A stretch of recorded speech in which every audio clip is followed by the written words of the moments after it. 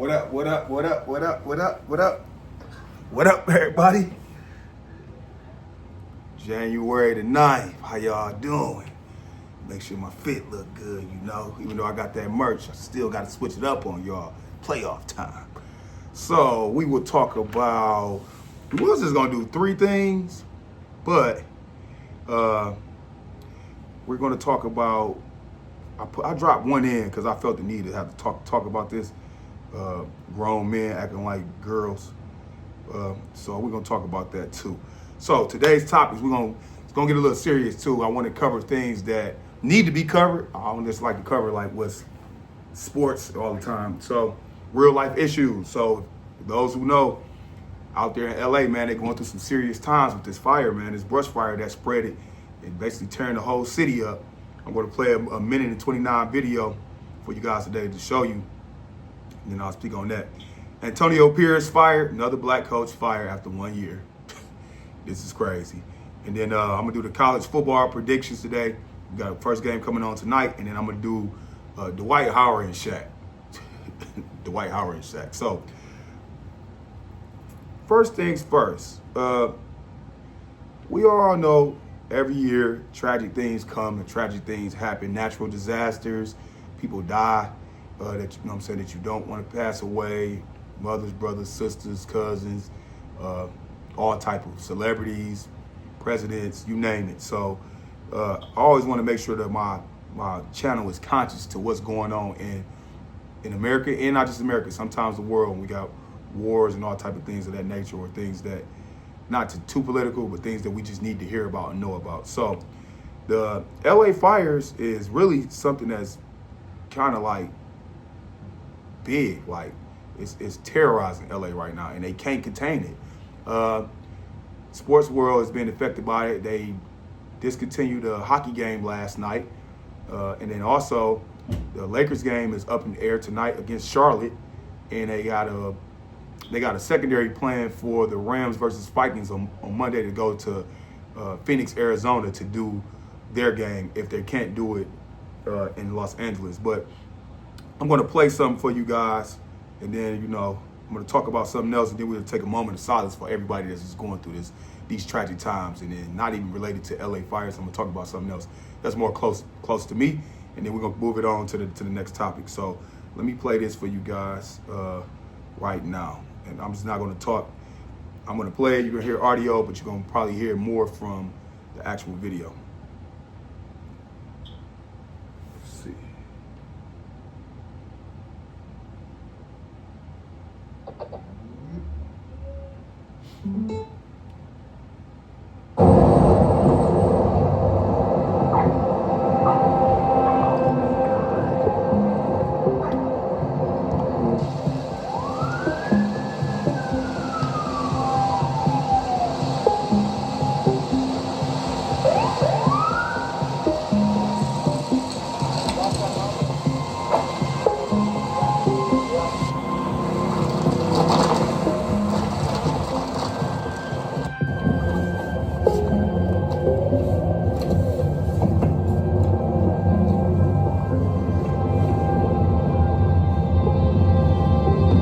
Literally flaming debris landed in the road near where we were standing.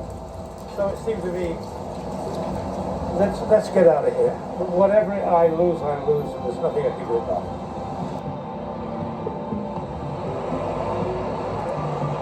I mean, I've never seen anything. Fires were this close to the cars. People left their cars on Palisades Drive, burning up the hillside, the palm trees, everything's going. And the wind and the firemen are great, but you can only do so much.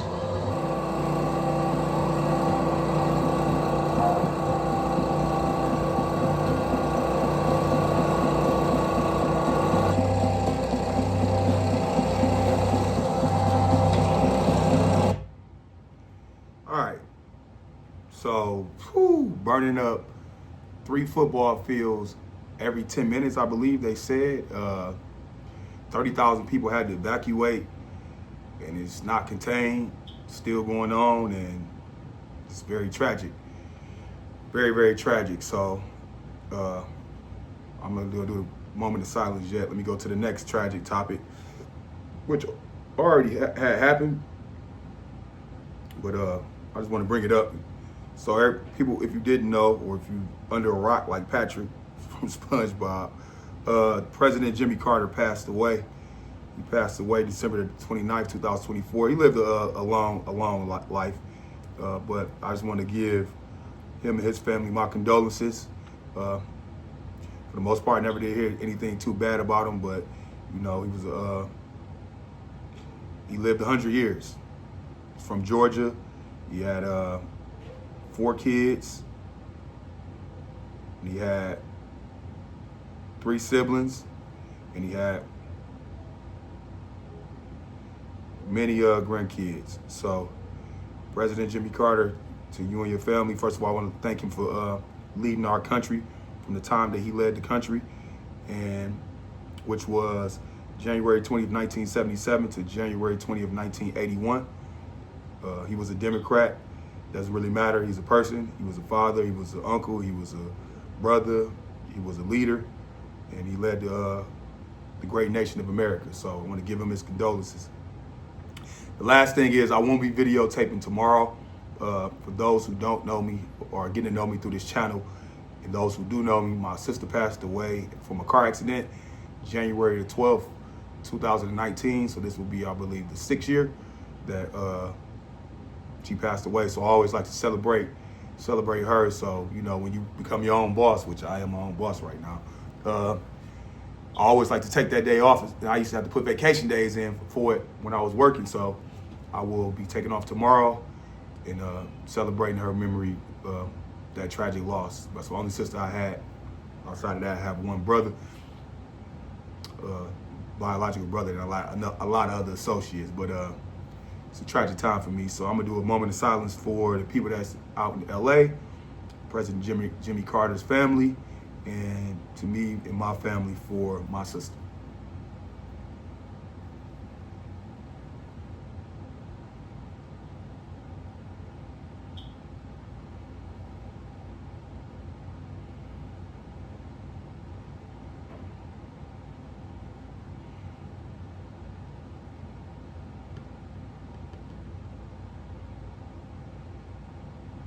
All right, topic number 2.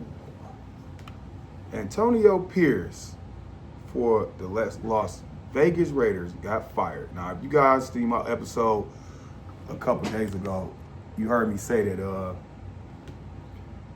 Gerard Mayo for the New England Patriots got fired after a year. Now, Antonio Pierce is fired after 1 year. And I've seen some percentages that it was more volume of non-African-American coaches fired. When I say volume, it was more people, but the percentage was higher on African-American coaches being fired after 1 year.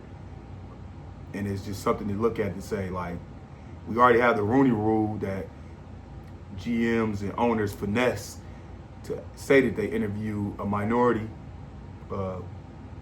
person for a head coaching job, but really just to get around the rule. That's basically it. So I'm gonna go into a list of head coaches that the Raiders have had since 2011. So 2011, let's go before 2011.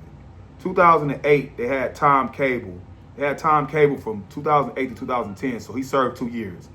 Then 2011, Hugh Jackson came in, 1 year, African American. Then Dennis Allen came in, 2 years. Then Tony Sperano came in. He did from 2014 to 2015, so 1 year. Jack Del Rio came after that, 15 to 17, 2 years. John Gruden came in 2018 to 2019, 1 year, but we know why he got put out for his the racist comments that he had that sparked out is the reason why he got rid of, because if not, he'll probably still be the coach right now, I believe. So I'm sorry, John Gruden from 2018 to 2021. Then 2021, somebody named Rich Messiah came in for 1 year. And I think that was just him following up on the end of the tail end of John Group. No, he had his own season. He just didn't do good. We won 12-7. Oh, hold on, wait. Let me make sure I'm saying that right. Make sure I'm saying that right. Give me 1 second. He didn't go 12-7. He went 7-5. 7-5. So I don't know if he finished off the rest of he had to finish off the rest of John Gruden's season when he got booted out. Then you got Josh McDaniels came in. He worked from 2022 to 2023. He went 9-16. So he served 2 years. Then you had he had to serve 2 years. 9-16. He served 2 years. So he must have did 21 to 23. Then you got Antonio Pierce, who did 23 to 24. So he did the tail end. That's probably what Josh McDaniels did. The tail end of a year as somebody was getting put out and did 1 full year, because Antonio Pierce, they got him on here for 9 wins and 17 losses. So they both did the same thing. Tail end of 1 year and a full year. So 1 year will be McDaniels, Pierce, Hugh Jackson, Tony Sperano, and that's it from 2011 to 2024. So that's 1, 2. Oh, and then the rich dude too. 3, 4, 5 head coaches for the Las Vegas Raiders. 1 year, basically. In a year and a half, the coach got fired. The interim coach took over the next year after he did a service of half a year in a year where the previous coach got fired. So the Las Vegas Raiders and the owner, I don't know why I can't get his name. The Davis, whatever his name. Give me 1 second. Let me pull his name up.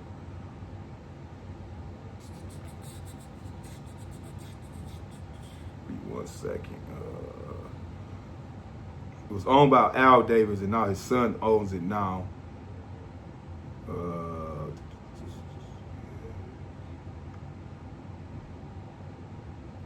I don't know why I can't remember his name, but Mark Davis. So it's evident that some of these coaches, man, that just inherit these sports teams from their fathers, don't know what to do. How are you just gonna keep firing coaches after 1 year?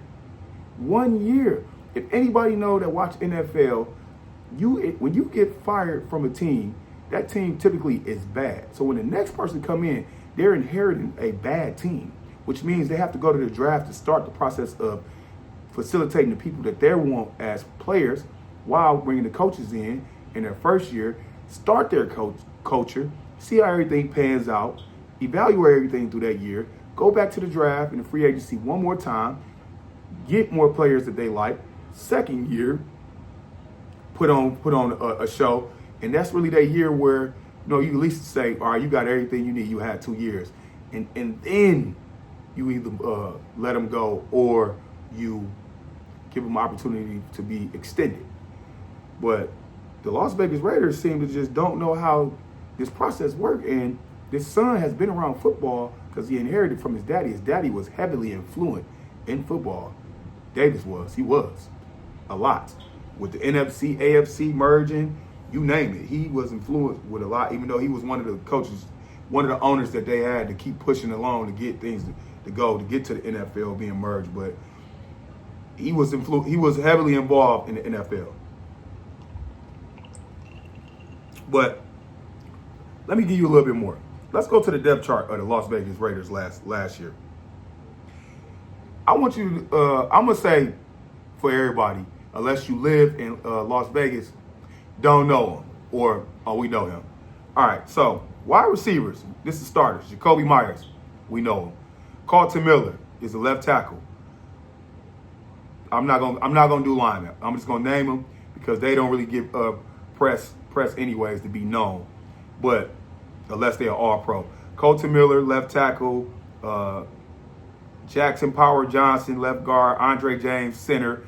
Dylan Parham, right guard. DJ Glaze, right tackle.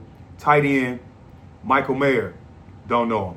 Brock Bowers, know him. All pro rookie, did good this year. Trey Tucker, heard of him, don't know him. Quarterback, Aiden O'Connell. We only know him because he's the quarterback, and he was there this year. But yeah, okay, we know him. Running back, Alexander Madison. Know of him, but don't extremely know him. That's offense. Defense, Tyree Wilson, DN. Don't know him. John Jenkins, D tackle. Don't know him. Adam Butler, D tackle. Don't know him. Charles Snowden, DN. Don't know him. Outside linebacker, Devon Diablo. Don't know him. Middle linebacker, Robert Spillane. Don't know him. Cornerback, Nate Hobbs. Don't know him. Cornerback, Cameron Richardson. Don't know him. Cornerback, Jack Jones. Don't know him. Free safety, Trayvon Morin. Don't know him. Strong safety, Isaiah Mayo. Don't know him. And then you got, of course, Max Crosby. We know him. So outside of Max Crosby, Brock Bowers, Jacoby Myers, who did they have on that team for this dude to be canned that quick? Nobody. Las Vegas Raiders, if y'all don't get it together, man, NFL, man, if y'all don't put some type of rule in here when they finally get these minority coaches in here and they get canned after 1 year, that does not look good for the brand. This is the last time I'm going to cover it unless I got to cover it again. But NFL, come on now. We support y'all. We watch y'all through the ups and downs, but this do not look right. We need to put something there besides the Rooney Rule to have these coaches to be in this position at least for 2 years. They barely get in the spots, and when they get the spots, you put them out. Let's not do that. That's terrible. All right, college football. Try to go as quick as I can because I'm at 16 minutes. I'm trying to keep this stuff down. Tonight we have Notre Dame versus Penn State. Number 6 Penn State versus Notre Dame. Capital One Orange Bowl, 7:30. This game, FanDuel-wise, I would not get heavily involved in putting a lot of slips in for parlays because you really only got, on one side, Penn State. You got Allard, the quarterback, and you got Nicholas Singleton, Katron Allen, Tyler Warren is the only heavily wide receiver target on the team. And then on the other side, you got Justice Love, the other backup running back, I want to say his name is Pierce. I'll correct it if it's not his name. And you have Riley Leonard. This is going to be the tale of who has the best defense. That's going to be the tale of the tape of this. Who has the best defense? So if I had to pick who's going to win, I would pick Penn State. And the reason why I picked Penn State, Riley Cooper and them just don't do it for me with throwing the ball. They don't. Now, Drew Allard don't really do it either, but he do throw that ball to Tyler Warren. And I want to say whichever one of them got Noah Short, I want to say he's on Penn State. If it's not, I'll correct it. He throw the ball a little bit more than Riley Leonard. He don't throw that ball. They try to do quarterback draws, quarterback sweeps, options, you name it, and then they'll throw it here and there, but they try to run the ball. And whoever wins this game, you can mark my words and do put parlays in. Don't be scared of the parlays, because I'm not. Whoever wins this game is going to be the quarterback that has the best passing stats, that has the best passing touchdowns. This game is not going to be won strictly off of rushing. So don't go up there and pad your stats up on rushing and say, I'm going to leave it like that because that's what they've been doing. Because I've been getting toe up in college looking at what they've been doing. Don't go off what college been doing, because when good competition play good competition, some of that stuff get washed out. I'm not saying don't bet on some of the stuff that they normally do, but what I'm telling you is stay away from betting college stuff unless they playing down competition and it's a good team, away from saying I'm going to do what they normally do. Because when they play the same level of competition, they don't do nothing. Look at Aston Genty when he played Penn State last week. Nothing. He didn't break Barry Sanders' record. Didn't have a rushing touchdown, I don't believe. So I'm going to take Penn State. Tomorrow, Texas versus Ohio State. Number 5 Texas versus number 8 Ohio State. Goodyear Cotton Bowl Classic. 7:30 tomorrow on ESPN. This game right here, it's going to be a good game. So let me just take some time out and say, Jeremiah Smith, man, you the man. Like I said before, you the man. Best wide receiver I've seen in Ohio State. I don't even like Ohio State, but hey, Jeremiah, hey, dog, you the man. You the man. Will Howard, if you play how you played last week, y'all can get it done. But on that Texas side of the ball, don't let the Arizona State game fool you. Texas kind of played down to Arizona State and got caught up playing down to them. I don't think Steve Sarkisian is going to let his team do that again. Matthew Holden, Bolden, Weiser, Blue, and Deadfoot Ewers is going to have to put on. He's going to have to put on. If you're going to beat Ohio State, you're going to have to beat them in the pass. They don't too much allow running. They don't. They don't too much allow you to run on them. You're going to have to beat them with the pass. And when I say the pass, you're going to have to beat them with tight ends. They cover that. They cover them corners pretty well, and they play a little zone because they D-line get off the ball. Good. Sawyer, if he declared for the draft, first round, he like that. Tips the ball, forced fumbles, sacks people. Sawyer like that. I'm a Michigan man, Michigan heart. F Ohio State, but on my channel, I'm not going to be biased. Sawyer like that. Imajibuka like that. Quinshon Johnston like that. Travion Henderson like that. Jeremiah Smith like that. So, if I'm going to say who's going to win tomorrow, it is tight. If Arch Manning was playing, I would take Texas. But because Deadfoot Ewers is playing, I'm taking Ohio State. I took Ohio State every round. I'm taking Ohio State. So that will make it be Ohio State and Penn State in the championship if it go that far. But we will see. We will see. Let's go to the next topic, which is the last topic, man. I'm gonna just read it from this. Dwight Howard and Shaquille O'Neal beefing. So for those who, it slipped past me too. I was working last night and I was listening to it through my car, and I heard they beefing to the point where Dwight Howard was about to roll up on the TNT set on Shaq and say, "Let's just throw them hands. I'm tired of it." So what it is the Superman.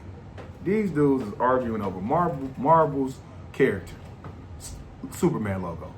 Shaq came out in the league, said he was Superman, got the Superman on all his cars, some of his cars, and some of his material, and that's what he did. And then Dwight Howard came back, which I thought was a tribute to Shaq, not a diss to Shaq, and he came with the Superman logo again also. So this is from Dwight Howard. I was finna roll up on the studio and be like, yo, what's the deal? At this point, it's like, do we need to throw them hands? If we need to fight it out, let's fight it out. There are so many people that we could be bringing together, but yet you have an attitude about what? You 50-something years old and almost twice my elder. Shaq responded on Twitter saying, the fact that you think I care about you is funny. A sensitive big man, a jokester that can't take jokes. Then Dwight Howard responded back, you too big and insecure, 52 years old, tweeting at me, you always been jealous of Kobe, jealous of Penny, jealous of D-Wade, you're jealous of Charles Barkley too. God damn, Dwight Howard. So, let me see real quick. Every conversation, every time I hear or see something about you is you disrespecting me on some kind of level. You're not in the NBA. You did your time, and I did my time. We still going along with this pettiness. At what point does it stop? So, I feel Dwight Howard, and he's basically being mature and grown. Shaq, you don't own the Superman logo. He don't own the Superman logo. Why do you keep picking at him? Like, and Shaq is a dude who I admire with his leadership, because Shaq, as y'all know, he go places in stores, buys people stuff that's maybe down on their luck or just needs some support, because how he was when he grew up with holes in his shoes, buying kids shoes. He bought cars for people that's at bus stops and stuff like that. So Shaq is a very admirable leader in this world. You know what I'm saying? For philanthropists. I like Shaq. But picking on Dwight Howard is kind of like, it's petty, man, at this point. It's 2024. Shaq, I believe the last time I think you was in the league was maybe 2000, 13-ish, around that time, I believe. But Shaq, leave the man alone. He don't want to be talked about no more. He tired.